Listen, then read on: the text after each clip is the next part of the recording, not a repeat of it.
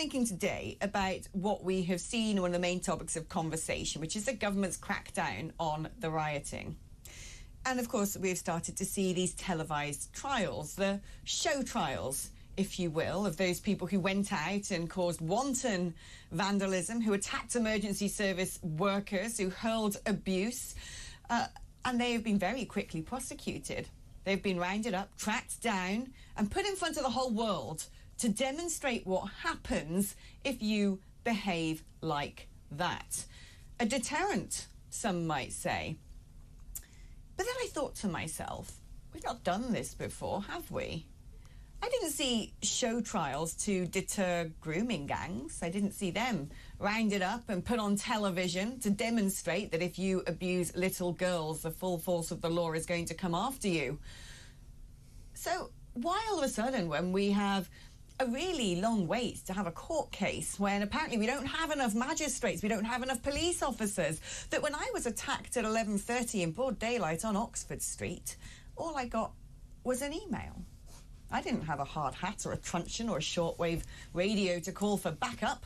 And I'm not saying that that makes the attack on me any worse or more serious an attack on law enforcement. I really believe that if you attack law enforcement, you should go down for a long time.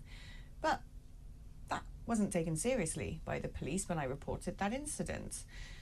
Then I'm thinking about the crackdown on social media, and a lot of people are saying, by gum, is this dystopian or what?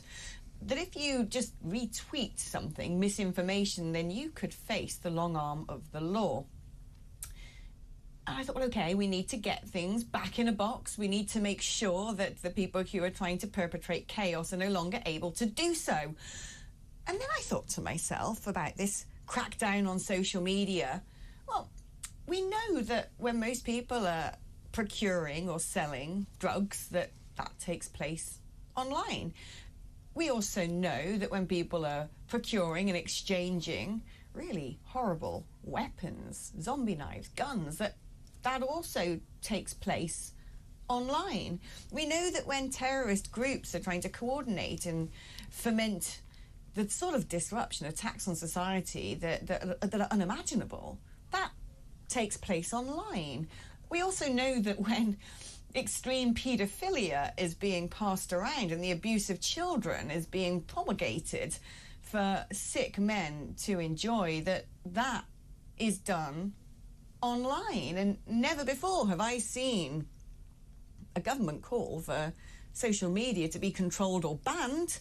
And to me, those would have been very valid reasons to do so. We even know that the way people traffickers get people into dinghies is by using social media platforms online. And so I thought to myself, well, why all of a sudden is there space in courts? Why all of a sudden are trials being shown on television? Why all of a sudden is there conversations about cracking down on social media? Because, of course, all of these perils are so extreme at this moment in time. Something urgent and very different, breaking all precedent, must be done. And it occurred to me that the government pulls its finger out when it seems to be the government itself that's under attack.